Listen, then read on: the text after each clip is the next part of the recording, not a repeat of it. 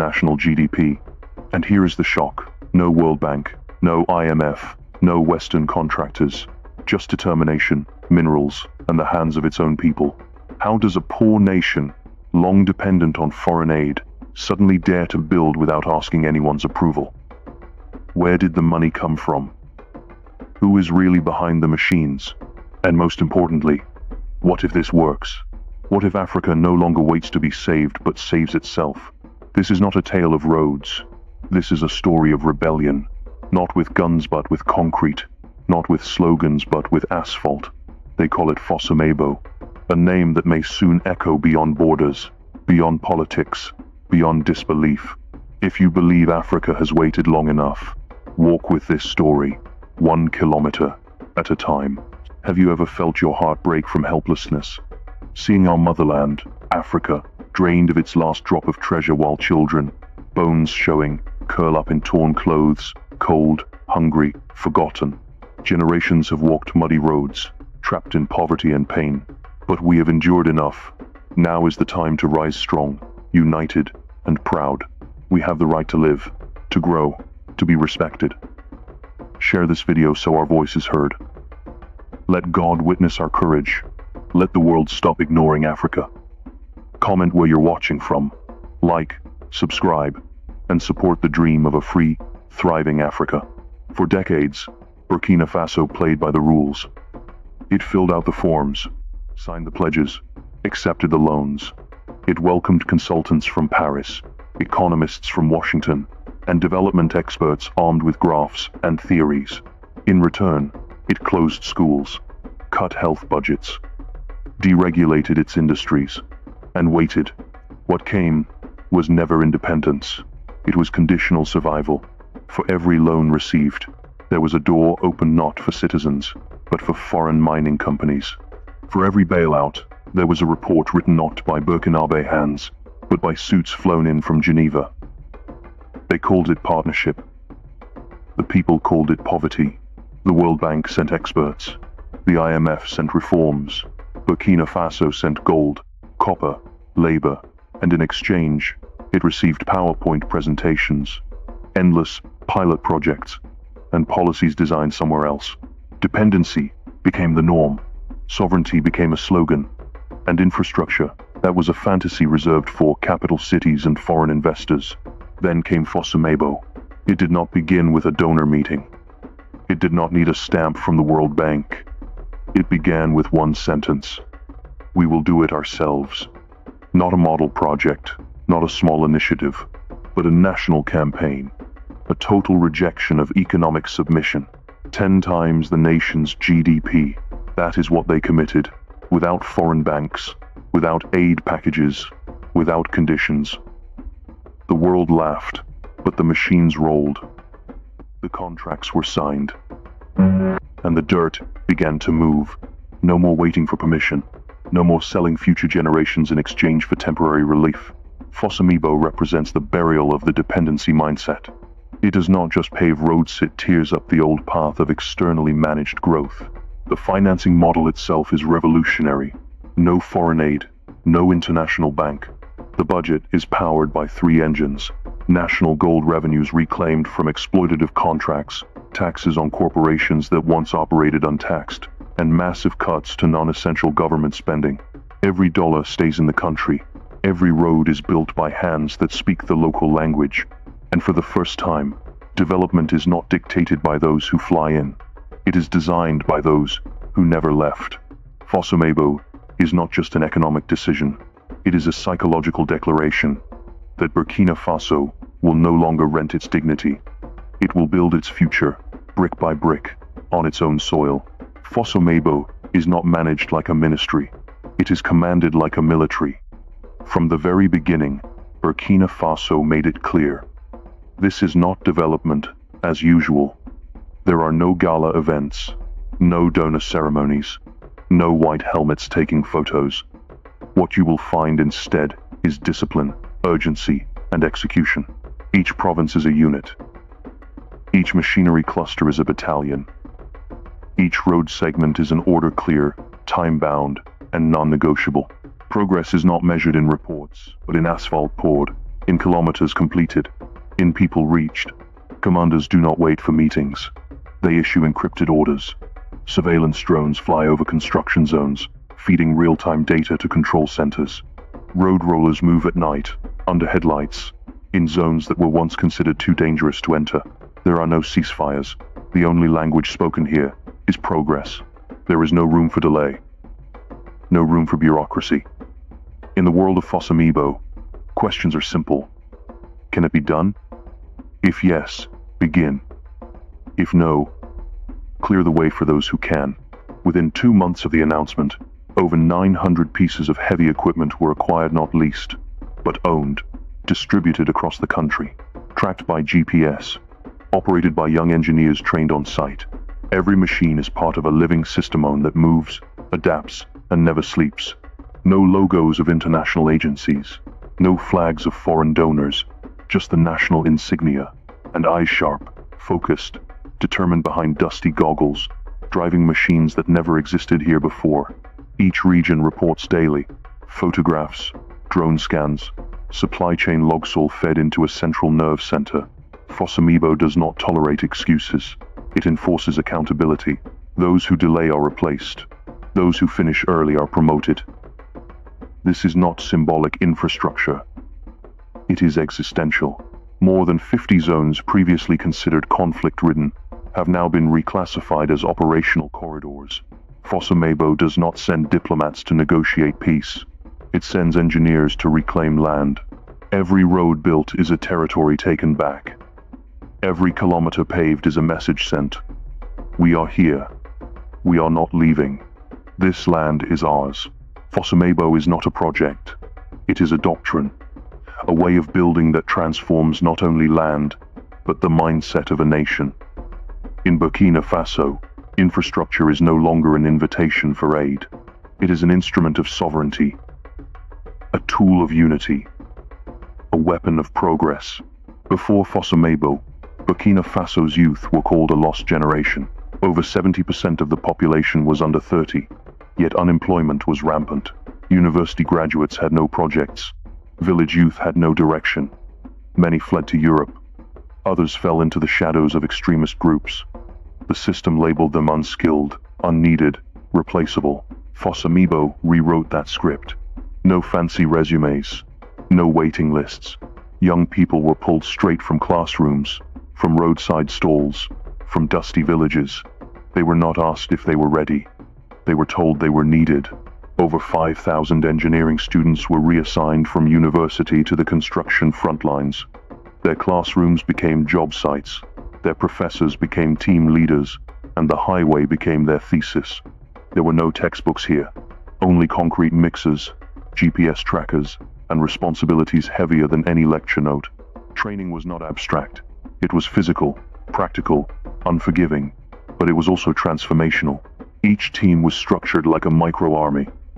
A lead engineer, a financial officer, surveyors, machine operators, and local apprentices. 12 to 15 people per crew. Every single person had a purpose. Every mistake cost real progress. Every success meant a road opened, a school reached, a village revived. One young female engineer summed it best. They said, "I studied engineering to get married. Now I manage 8 kilometers of national highway. Let them argue. I am busy building my hometown." This was not employment. It was empowerment. Many of these young workers now command their own construction teams. Some have opened private infrastructure companies. Others return to teach at the universities they once left, this time with field-tested wisdom, not theory. And then, there were those who went further. They opened training centers. They mentored apprentices. They created a ripple effect. One engineer, one road, one generation of builders. Fossamibo did not import talent. It grew it. It circulated knowledge from local to local, in the same dialects, with the same customs. Former operators became instructors. Villagers became surveyors. Students became supervisors. When knowledge stays, nations rise. A concrete mixer may look like a machine, but in Burkina Faso, it became a tool of identity. When a young person learns to operate it, when they see their name printed on the blueprints of a national highway, they are no longer just labor. They are legacy. Fosamibo does not promise jobs. It creates builders, leaders, a generation that no longer begs for opportunity but builds it from the ground up. Share this video so our voices can be heard. May God see our courage. May the world not turn its back on us again. Comment where you are watching. Share this for a dream, a DIY Africa. Here is the heartfelt message from a son of Africa to everyone around the world. And you?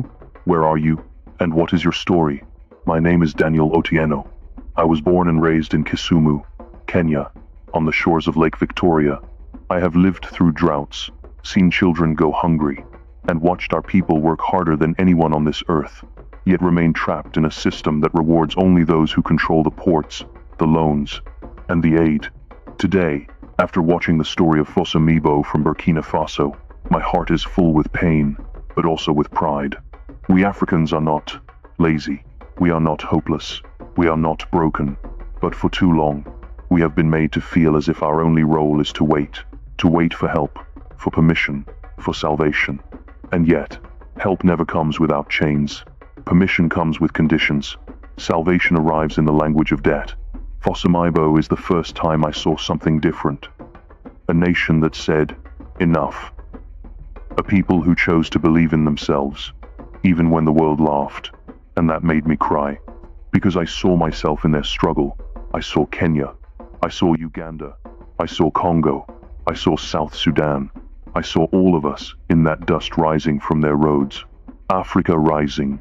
Those words have been spoken at summits and by presidents in suits. But in Burkina Faso, they're not words, they're movement, they're sweat, they're steel and concrete, and GPS reports sent from young engineers who once had no future, now rebuilding a nation brick by brick. I think of our young people here in Kisumu. Many dream only of crossing to Europe. They drown in the Mediterranean not because they are foolish, but because they have no space to dream at home. Fosamibo shows what happens when a country creates that space, when it stops waiting and starts building. That is the spirit of Africa rising. I imagine a new Africone, where we no longer look to France or London for instruction. One where our universities teach us not just theory, but responsibility. One where engineers are born from the soil, not just trained in foreign labs. A new Africa where we process our own food, design our own infrastructure, and keep our own gold. But we cannot do this alone. Burkina Faso stood up, yes. But imagine if Ghana joined them. If Nigeria refused imported solutions and trained its millions of youth. If Kenya mobilized its counties like military battalions for development. If Congo, with its rivers and minerals, said, "We are not for sale," then truly, we would see not just Africa rising but Africa reborn. Africa reborn is not about slogans. It is about shifting identity. It is about no longer being defined by wounds, but by wisdom. Not just by struggle, but by structure. It is about building nations that honor their people, not just their debt collectors. We need leadership with the heart of a mother, the discipline of a builder, and the humility to learn from stories like Fosamibo. Because that is the future, not waiting, not begging, but designing, organizing, executing. I dream of a Kisumu, with roads like those in Burkina Faso, roads that lead to clinics that don't run out of medicine, to schools where children don't faint from hunger, to markets where farmers earn enough to send their children to university. This dream is not fantasy. It is a demand. We deserve it. Africa deserves it. Africa rising must mean every village has light. Africa rising must mean no woman dies giving birth because the road to the hospital is broken. Africa rising must mean our children believe they have a future here, not across the sea. The new Africa must be built by Africans who love this land more than they fear failure. The new Africa is not ashamed of tradition, but it is also not chained by it. It is bold, pragmatic, and rooted in dignity.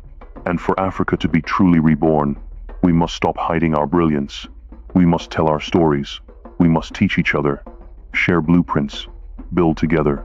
To my brothers and sisters in Burkina Faso, you have lit the path. You showed us that faith without action is dead, and you acted. Now, it is our turn. I want a continent where each country is not competing, but completing each other. Where a road in Mali links to a port in Tanzania. Where we don't just speak about Pan-Africanism, but we pave it kilometer by kilometer. Let Fossomaibo be more than a national project. Let it be a continental wake-up call. This is not just about roads. It is about rising. It is about rebirth. This is Africa rising. This is the new Africa. This is Africa reborn. My name is AWA Traoré. I live in Bamako, the capital of Mali, a country rich in music, gold, and history, but weighed down by conflict, poverty, and broken promises. I speak today not as a politician or expert, but as a mother, a sister, a daughter of Africa, who has carried too many wounds in silence. When I watched the story of Burkina Faso's road revolution, Fossomaibo, I cried. I did not cry out of jealousy. I cried because for the first time, I saw proof that our pain does not have to be permanent, that another future is possible, that Africa rising is not just a dream, it is a decision. In my country, we have waited. Waited for aid. Waited for peace. Waited for someone to notice our pain. But waiting has cost us generations. In villages outside Bamako, children still learn under trees. Women walk for hours to find water. Young people leave, not because they hate this land, but because they feel this land has no place for their dreams. But Fossomaibo is proof that this can change. When I saw young Burkina engineers commanding road teams, I thought of my own daughter who loves math and wants to be an architect. I used to fear for her future. Now I see another path. A new Africa where girls do not need to escape to succeed, where they can build their nations instead. Africa Rising must not be a slogan for conferences in Geneva or speeches at the United Nations. It must be visible in the dust of our roads, in the hands of our farmers, in the voices of our teachers. It must mean schools with lights, hospitals with medicine, jobs that do not require you to know someone in power. Here in Mali, we have suffered. We have buried children due to diseases we could have treated. We have sent our brightest minds abroad, knowing many will never return. We have watched our leaders attend donor meetings, begging for money while our gold mines are owned by foreigners. This is not dignity. This is not development. This is not Africa Rising. We need a new Africa that is united not by language, but by vision. One where Bamako learns from Ouagadougou, where Dakar shares resources with Niamey, where we invest in our own capacity, instead of importing experts to tell us who we are. New Africa is not about rejecting the world. It is about rediscovering ourselves. It is about putting the African child at the center of policy. It is about building with what we have, and believing that what we have is enough.